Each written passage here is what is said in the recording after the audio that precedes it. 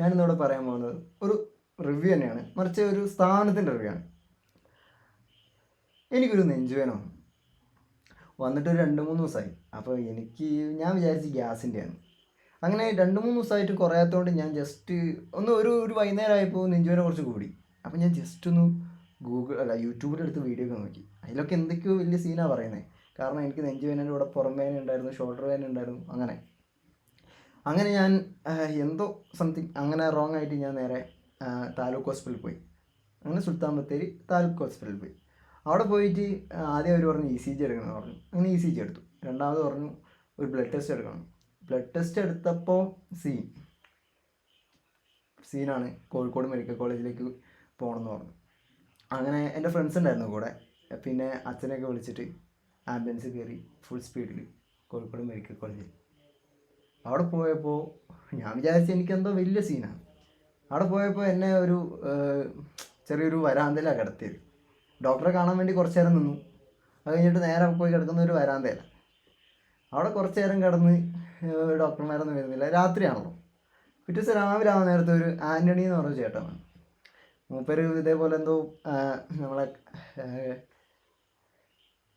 ബിൽഡിങ്ങിൻ്റെ പരിപാടിയും അങ്ങനത്തെ ഒരു പരിപാടികൾ വെച്ചാൽ ഞങ്ങൾ ഭയങ്കരമായിട്ട് സംസാരിച്ച്. ഞാനന്ന് ഈ ഷോർട്ട് ഫിലിമും പരിപാടിയൊക്കെ ആയതുകൊണ്ട് ഞാനിതിങ്ങനെ മൂപ്പരെടുത്ത് പറഞ്ഞപ്പോൾ മൂപ്പര് പറഞ്ഞു, എടാ എനിക്കൊരു ചാൻസ് വേണം, നീ എന്തെങ്കിലും സെറ്റാക്കി അങ്ങനെയൊക്കെ പറഞ്ഞ് നമ്പറൊക്കെ ആയി. ഞങ്ങൾ ഭയങ്കര കമ്പനി, മൂപ്പരോട് സംസാരിക്കാൻ തന്നെ ഭയങ്കര അടിപൊളി. അങ്ങനെ ഞാൻ മൂപ്പരോട് സംസാരിച്ചു, കുറേ കമ്പനിയായി. അങ്ങനെ ഒരു മൂപ്പരെ നോക്കാൻ വേണ്ടി ഒരു 11 മണിയായപ്പോഴാണ് ഒരു നേഴ്സ് വന്നത്. നേഴ്സ് വന്നിട്ട് പറഞ്ഞു ഗ്ലൂക്കോസ് കുത്തണം. അപ്പോൾ മൂപ്പര് പറഞ്ഞു ഞാനൊന്ന് മൂത്രമൊഴിച്ചിട്ട് വരട്ടെ, നമുക്ക് എന്നിട്ട് കുത്താമെന്ന്. അങ്ങനെ മൂപ്പര് മൂത്രമൊഴിച്ചിട്ട് വന്ന് നേഴ്സ് പോയി. അത് കഴിഞ്ഞിട്ട് അവരെ വിളിച്ചു. എന്ന് വെച്ചാൽ മൂപ്പര് മൂത്രമൊഴിക്കാൻ പോയി വന്നിട്ട് നേഴ്സുമാരെ വിളിച്ചു. നേഴ്സുമാരും വന്നില്ല, കാരണം ഫുള്ള് തിരക്കാണ് അവിടെ. ഒരുപാട് ആൾക്കാർ വരുന്നു. ഇടയ്ക്കിടയ്ക്ക് ഓരോരോ പെട്ടി, ഇരുമ്പിൻ്റെ പെട്ടി ഇങ്ങനെ കൊണ്ടുപോകുന്ന കാണാം. അങ്ങനെ കുറേ കൂടി സമയങ്ങൾ ഇങ്ങനെ കഴിഞ്ഞു പോയി. പെട്ടെന്ന് അവിടെ കറണ്ട് പോയി. ഈ ആൻ്റണി എന്ന് പറഞ്ഞ ചേട്ടൻ്റെ കൂടെ കുറേ പേര് ആദ്യം ഉണ്ടായിരുന്നു. പിന്നെ അവരെല്ലാം പോയിട്ട് ഒരാളായി. എൻ്റെ കൂടെ അച്ഛൻ മാത്രമുണ്ട്. എൻ്റെ ഫ്രണ്ട്സും അനിയനൊക്കെ പോയി. അങ്ങനെ എന്തോ ഒരു മരുന്ന് വാങ്ങാൻ വേണ്ടിയിട്ട് അച്ഛൻ പോയി. ആ കൂട്ടത്തിൽ ഈ മൂപ്പരും പോയി. എന്ന് വെച്ചാൽ ഈ ആൻ്റണി എന്ന് പറഞ്ഞ ചേട്ടൻ്റെ കൂടെയുള്ള മൂപ്പരും പോയി.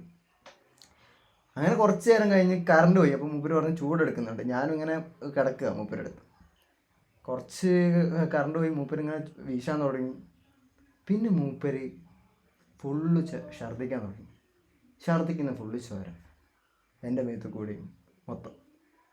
എനിക്ക് ആകപ്പാടെ എന്ത് ചെയ്യണം ഒന്നും കിട്ടുന്നില്ല. സിസ്റ്ററെ പോയി വിളിക്കണോ എന്തോ. എൻ്റെ കൈയും കാലൊക്കെ വരയ്ക്കാൻ തുടങ്ങി. എനിക്ക് ആലോചിക്കുമ്പോൾ ഇപ്പോഴും ഉണ്ട് ഒരു വരാൻ. അങ്ങനെ ആരൊക്കെയോ വന്ന് മൂപ്പര് അങ്ങോട്ട് കൊണ്ടുപോയി. ഞാൻ ഇരുന്നോടത്ത് ഫുള്ള് ചോര, എൻ്റെ മേത്ത് കുറച്ച് ചോര. എല്ലാവരും വന്ന് ചോദിക്കുക എന്താ സംഭവം. എനിക്കാണെങ്കിൽ ഭയങ്കര പേടി. ഞാൻ വിചാരിച്ച് മൂപ്പർക്കൊന്നും പറ്റുമെന്നില്ല, സീനൊന്നുമില്ല. കുറച്ച് കഴിഞ്ഞപ്പോൾ അച്ഛനൊക്കെ ഉള്ളിൽ പോയി. അത് കഴിഞ്ഞ് ഇവരൊക്കെ വന്നു, അച്ഛനൊക്കെ ഉള്ളിൽ പോയി കണ്ടു. അപ്പോൾ ഞാൻ വിചാരിച്ച് സീനൊന്നുമില്ല. കുറച്ച് കഴിഞ്ഞപ്പോൾ ഞാൻ നേരത്തെ പറഞ്ഞില്ലേ, ഒരു ഇരുമ്പിൻ്റെ പെട്ടിയിൽ മൂപ്പരെ ആ കൂട്ടുകാരൻ അതിങ്ങനെ തള്ളിക്കൊണ്ട് വരിക. അപ്പോൾ അച്ഛൻ എൻ്റെ മുഖത്തേക്ക് പറഞ്ഞു മൂപ്പര് മരിച്ചതാണ്. എനിക്ക് പെട്ടെന്ന് എന്താ പറയണ്ടേ, അങ്ങനെയൊന്നും എനിക്ക് എന്താ പറയണ്ടതെന്ന് അറിയില്ല. എനിക്ക് കണ്ണിൽ നിന്ന് വെള്ളം വരുന്നുണ്ടോ എന്നൊരു സംശയം. എൻ്റെ നെഞ്ച് പടപട. കാരണം മൂപ്പര് അതിന് മുന്നേ വരെ എന്ത് അടിപൊളിയായിട്ടായിരുന്നു വർത്തമാനം പറഞ്ഞുകൊണ്ടിരുന്നത്. മൂപ്പരെ നമ്പർ ഞാൻ വാങ്ങി.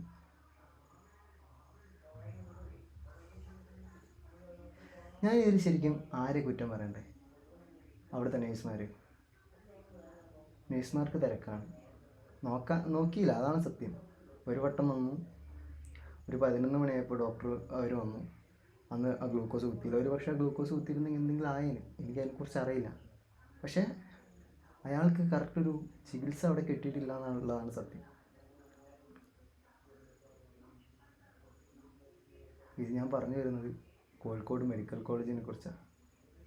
അവിടെ എന്തൊക്കെയോ സംഭവങ്ങൾ ഇപ്പോഴും നടക്കുന്നുണ്ട്. ഞാൻ എൻ്റെ അനുഭവം പറഞ്ഞു എന്നേ ഉള്ളൂ. Thank you.